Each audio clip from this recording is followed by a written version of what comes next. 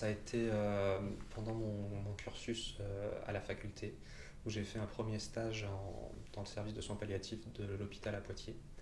Ça m'a beaucoup plu. À ce moment-là, je recherchais encore ma voie dans la médecine. Je savais que je voulais pouvoir apporter du soutien, aider des gens. J'avais pas encore réussi à trouver dans quelle discipline je pouvais le faire au mieux. Le premier patient que j'ai réellement accompagné, c'était un peu plus tard, quand j'étais interne, à l'hôpital de Châtellerault. Je me souviens encore de son nom, il s'appelait Socrate. C'était un monsieur de 80 ans, un peu plus, qui avait un probable cancer au niveau du pancréas. Ouais, c'était surtout sa famille, en fait, où ça avait été très difficile de faire pour eux d'accepter cette maladie qui était même pas vraiment diagnostiquée et qui pourtant était en train de faire mourir ce monsieur. Et le premier mort dont je me souviens réellement, c'était là pour le coup à mon stage précédent. C'était une dame, mais c'était un peu différent parce que là justement j'étais externe par interne. J'étais plus en observation que vraiment professionnel et j'ai pas eu cette sensation d'accompagnement comme j'ai pu l'avoir après avec ce monsieur. La souffrance des autres, on la gère comme on peut. On les accompagne. La force de notre service, c'est la pluridisciplinarité et cette possibilité de se reposer sur plusieurs approches, les médicaments évidemment, mais également tout le soutien et tout l'accompagnement psychologique et social qu'on peut réaliser dans le service.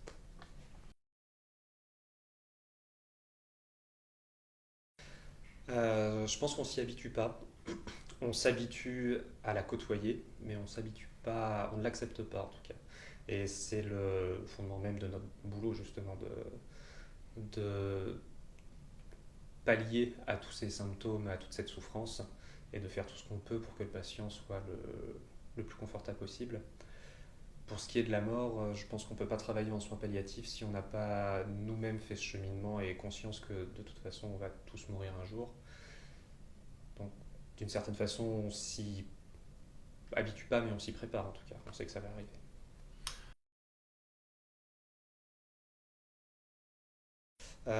Ça m'est arrivé de penser l'inverse, de me dire que j'aurais pas pu travailler à un autre endroit qu'ici.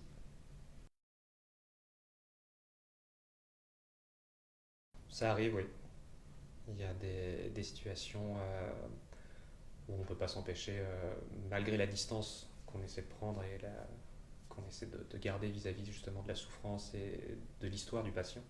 Il y a forcément des histoires qui nous touchent un peu plus, où on se sent un peu plus rapproché par rapport au patient. Je me souviens notamment d'un enfant qu'on avait accompagné dans une fin de vie. Donc déjà c'était une situation délicate. Et il se trouve qu'à la même période, mon épouse était enceinte, donc j'ai forcément fait un rapprochement avec les parents. Alors on a encore une fois la force de la pluridisciplinarité et le soutien d'une équipe vraiment bienveillante. Et quand c'est trop, on peut dire à nos collègues, écoute, là j'y arrive pas, est-ce que tu peux pas prendre le relais et essayer de me soulager un peu de cette situation.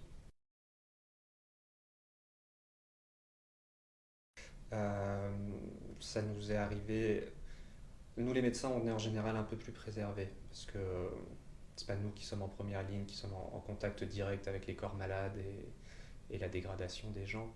Ça nous arrive régulièrement de voir une aide-soignante ou une infirmière en pleurs dans le couloir et bah, on prend 5 minutes, on s'arrête avec elle, on discute de ce qui ne va pas. Sur les équipes mobiles, on a aussi le temps dans la voiture. Quand on revient d'une visite chez quelqu'un, on a du temps pour discuter de la situation, de ce qui a été difficile ou pénible à voir, à entendre. Je dirais qu'on est un peu la partie non productive, si on faisait une analogie avec la société globale, on serait la partie non productive des travailleurs de notre société. On travaille pas à guérir ou à faire gagner du temps de vie aux gens, on travaille à les soulager et à leur faire gagner de la qualité de vie. Donc je dirais que c'est les soins palliatifs, c'est prendre du temps pour des gens qui n'en ont plus. C'est, pour moi, c'est plutôt toute la vie qu'il y a avant la fin, justement.